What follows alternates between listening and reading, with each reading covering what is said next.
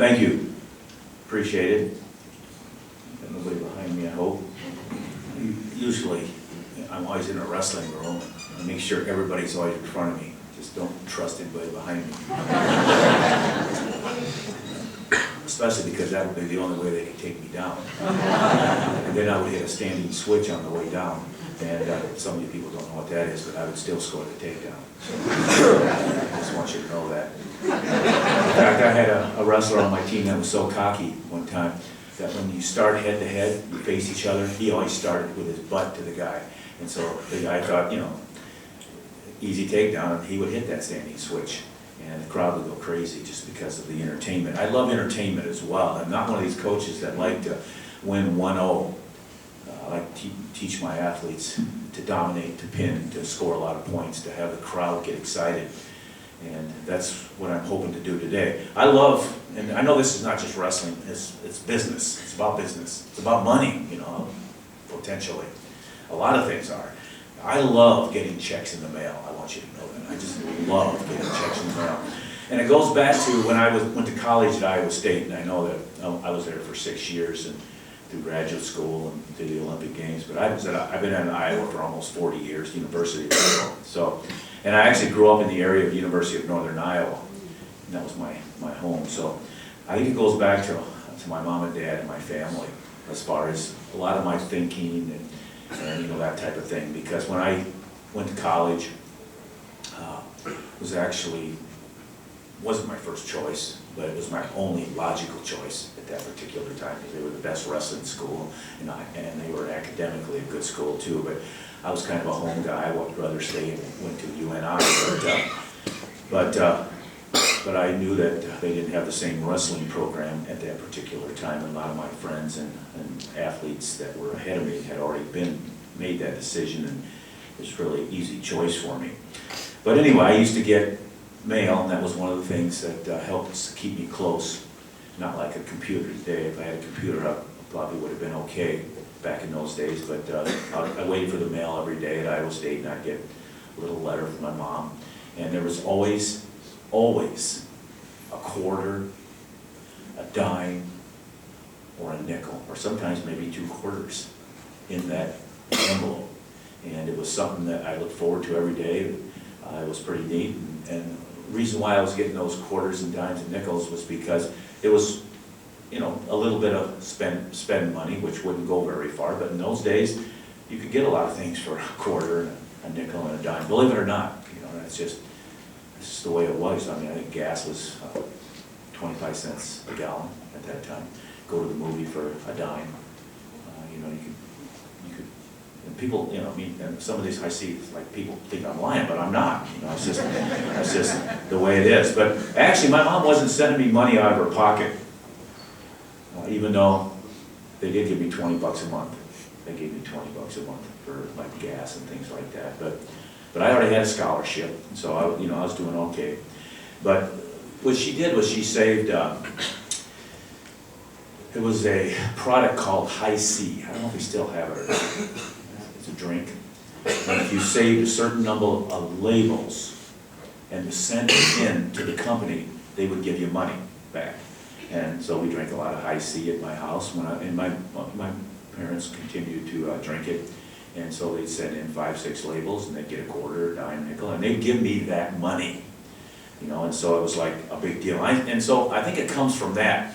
And, you know, obviously, you don't get, you know, people can also get money online, you know, and that's the way to do it. It saves a lot of money. Stamps are 50 cents.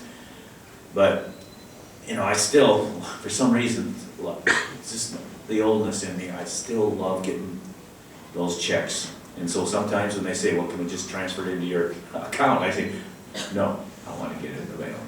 And it will cost a little more money, but it's just a satisfaction. It motivates me when I get it like that. You know, almost everything motivates me. There's nothing in this world that won't motivate me. Good, bad, evil, whatever. I find a way to twist it around to make it a positive, and it makes a big difference in my life. And then, you know, I had tremendous support groups. I don't believe in luck, but I somehow was lucky to have a lot of tremendous support groups, not just the family, but the coaches. and teachers that I was involved with growing up.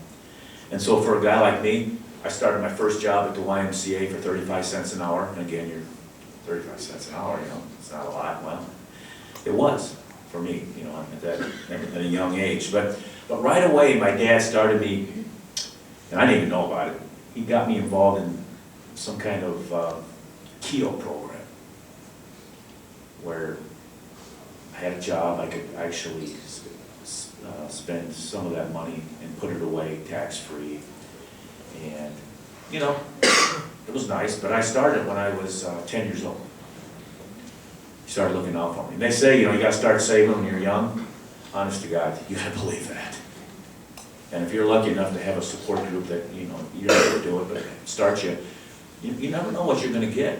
So, you know, I just went to work over all these different jobs, junior high, high school, went out for sport, you know, and all these things. And then all of a sudden I got married. And then maybe 5, 6 years into the marriage, you know, still trying to, I was a wrestling coach, so we didn't make a lot of money. But it was okay. I think the first job was $11,000. But one day I said, well, I don't know if I got that much money, you know, so to be able to live this way, the way we're living, and we're not living that great, but I said, well, I think I remember my dad starting me a KEO plan or something like that when I was a kid, and I really hadn't checked it out ever. So I was probably 29. You know, it's like about 5 years ago, but anyway, so I just happened to check the numbers on that KEO plan that my dad started for me when I was about 8, and I didn't even know I contributed to it, continued, but I guess I did because I had some guy doing my taxes and things like that. But I really didn't know it. And I also had a retirement plan, but that's not what I was talking about. But I just looked at it, so I was by late 20s, and it wasn't, you know, I didn't have that much money in it, but there was $250,000 in it. The money I didn't even know I had. I didn't even care. I said, whoa, I do have some money. And you know what's funny? I still got the KEO plan. I haven't looked at it for the last 10 years, till the other day. And there's some money in it again still, but yeah, it's not that much. You know, it's pushing $1 million right now. But never, you know, it's money I didn't even know I had. So that's not a lot of money, to be honest with you. I mean, you guys might think it is, but it's not. You know, I used to think that millionaire was a big deal, but it's really not. Even though a lot of people, it could be. But in reality, you see these people that are like, and I follow, you know, people in sport mostly, or other people that have, you know, done, you know, something, and they make the big news. It's like one of our wrestlers the other day, one of our best wrestlers filed for bankruptcy, you know, $3 million. And then I see a football coach, he's $40 million in debt, you know. It's like, whoa, what are these guys doing with their life? The responsibility. It's unbelievable. The fiscal responsibility that a lot of people don't have.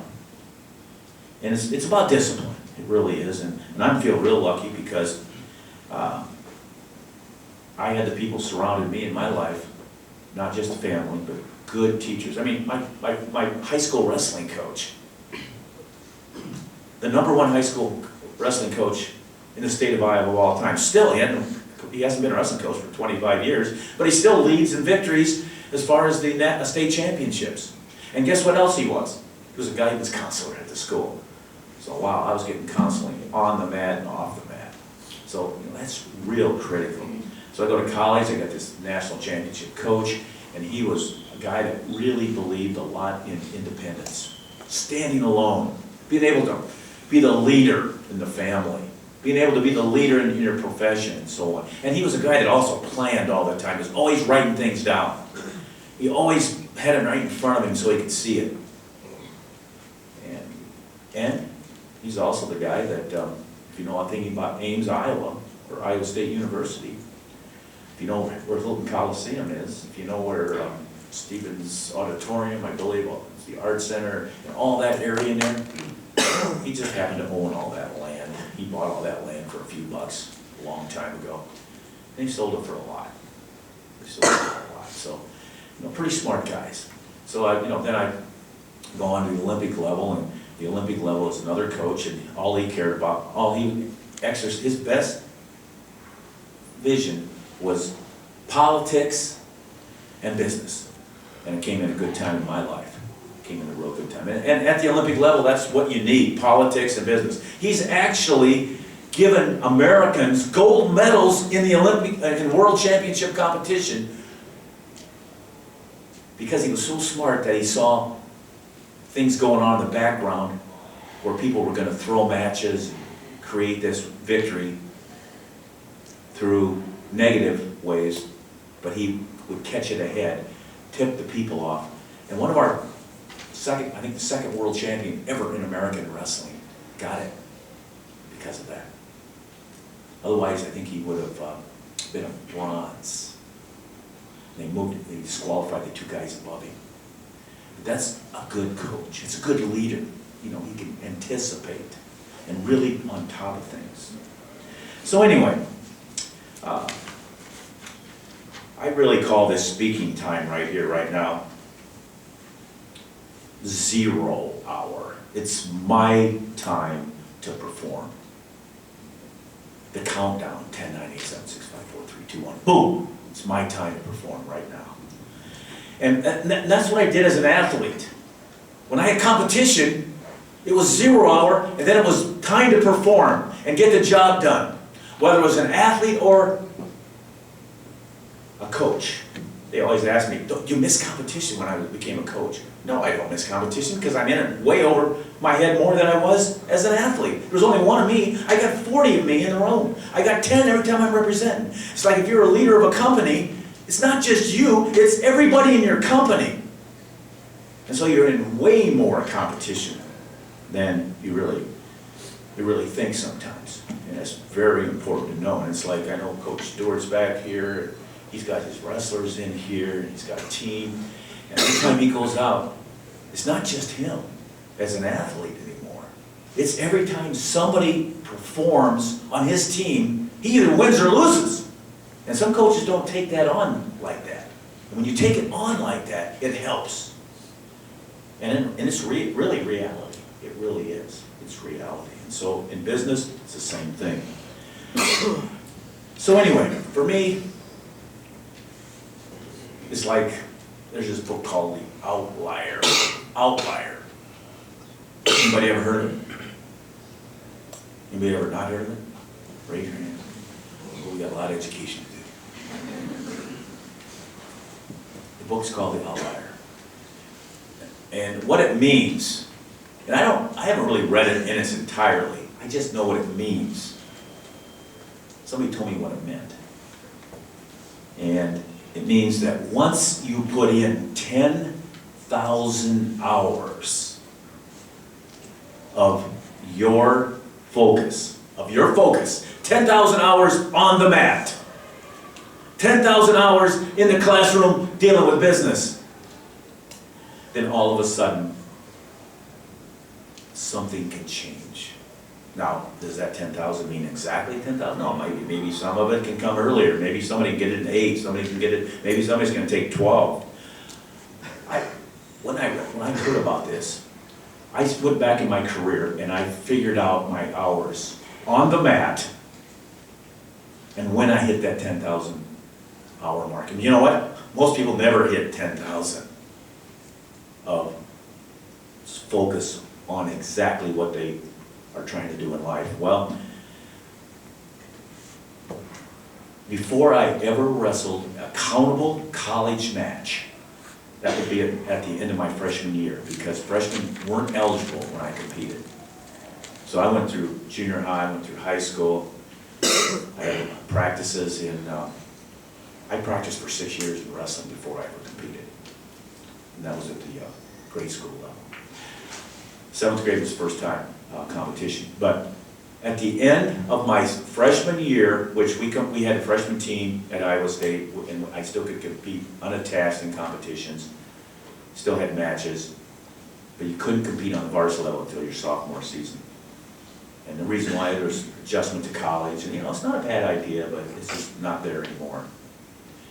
But I had 10,000 hours done before I had one college victory. And so then I went through 3 years of college victories, had one loss, my last match in college. And guess what? Then I got good. Then I got good. Some people say, well, you were good because you never lost for 7 years before that. You never lost in high school, you never lost in college up to your last match. You had to be good. Compared to what I got in 1 year after that loss, no, I wasn't very good. It's just amazing sometimes how you handle certain things, and you don't know what you have inside of you to really get yourself out. So 10,000 hours. So 10,000 hours is a point. But it's also sometimes adversity, whatever it may be. And it doesn't have to be just a loss in sport. It can be a loss in life or a tragedy that can all of a sudden bring out something that makes you go day after day after day, hour after hour of focus. And that's hard to do. So anyway, motivation. I brought this cap in here because it's raining, but not really. It says Walker, Minnesota. I mean, I'm in Iowa. I love Iowa.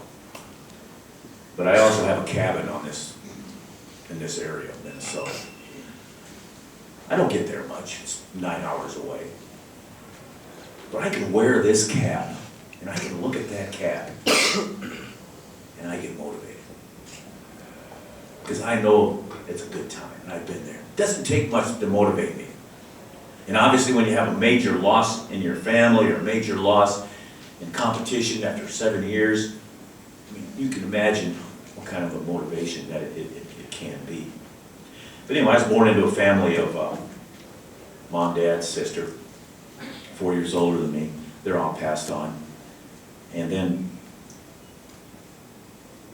right now my family it's unbelievable. My family is, of course, a wife, 4 daughters, 3 son-in-laws now, 7 grandkids, 3 grandgirls, 4 grandboys, 2 more in the belly, both grandboys. Got another daughter, my 4th daughter, which we're going to shoot fireworks off at the wedding. That's my wife said. And it happens to be on the 4th of July weekend, so wow. She's Dolores grad. I played soccer here. But anyway, now so I was started in a family of 4, and then I'm the only one left, and now we got a family of, let's see, 1, 2, 3, 4, 5, 6, 9, 16, 18. If the marriage goes through, 19. My gosh, how big is it going to get? You talk about motivation. Unbelievable. Because you don't have to look very far in your life to find people that really care for you. And if you think you're alone, you're not. And one of the things that really helped me be a good coach is because I really didn't like my players that well. Because I worked them to the brink of almost breaking them. So they didn't like me either. Until they won a lot and was successful, not only on the mat, but afterwards. But they gave me so much crap, because I gave them all that sometimes we would come this close, where I'd have to do a little bobbing and weaving. You might be swinging. I mean, a couple times there's a fist raised. And one time, some big boys too. Even though they knew if they'd have swung, they'd have been done. This is the guy that could whip the bronze medalist in the Olympics in '72 that weighed 450 pounds. I was the only guy that could whip it. So that's why I had to practice with him all the time. A guy named Chris Taylor. But anyway, and that's what happened. See, when I had that loss after 7 years, my goals changed. My goal went from being the best wrestler in the world at my weight class to the best wrestler in the world at any weight class. So I knew that would probably pretty much guarantee me to win. because I was a lightweight, 150 pounds. And so if I could beat the heavyweights, then I figured I could probably win the weight class at 150. And consistent performance on a daily basis as well. Every day, a good performance. How often do you have a bad practice? Well, never, I guess. I just never had one. You know, I can remember at the beginning maybe, but not to got to a certain point. And so that made a big difference. But anyway, what I'm talking about here is developing leaders in life. Leaders on the mat, leaders in the business world. And I know you guys have been through the last 24 hours. You had quite a bit of, most of the people in business here have probably been through a lot of techniques, tactics, strategies, business world. So I'm kind of trying to be a little entertainment as well, just like I want my wrestlers to entertain. I don't want you to leave here. I want to be a good closer for you. I want you to leave fired up. So it's not just about skills, which there's a lot of things about skills. You got to understand that, but I'm trying to entertain and motivate and educate you a little bit. But let me just give you, I wrote down, if I brought it, I wrote down some notes on leadership. Leadership.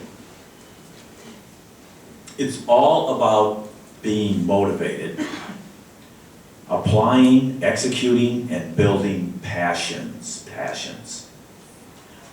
I got two passions. My family and my profession, which happens to be wrestling. Now, if I can get those two passions into one thing, then I got one passion. So, and that's what's happened in my life. So it's been wrestling and family, or family and wrestling. However, you got to make sure the family thinks family is first. But sometimes I wonder, and they wonder. But if they're all aboard, it's just one, and that's been a very good thing for me as an athlete and as a coach. Leadership is being the first one there, the hardest worker, and the last one to leave. First one there, the hardest worker, and the last one to leave. Leadership is staying current. Staying current. And having the vision to create changes for a better future. Staying current and having the vision to create changes for a better future.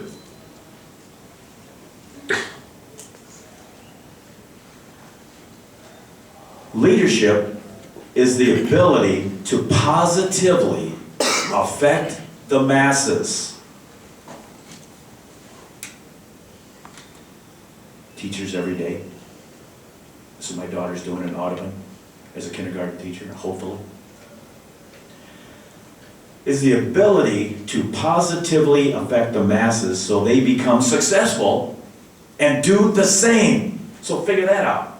All of a sudden, it just keeps rolling.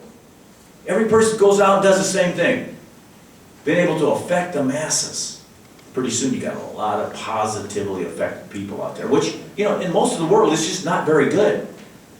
And that's because they didn't have a chance from the beginning. Now, if I'm sitting up here, if I was in some places in the world, I'd be up here talking about, to this group, I went to wrestling camp over and over and over again. But in some places in the world, they have a leader that's affecting the masses, and we're teaching you about terrorism. Terrorism. That's sad. That is really sad. But if we can positively, and if you can do your job, and if you can affect the people that you can affect, we might start infiltrating the world to be the dominator and maybe able to eliminate things like that, and so people don't have to think about terrorism and all that. We have a long ways to go. We've got a long ways to go yet. Leadership is about handling adversity. Because I'm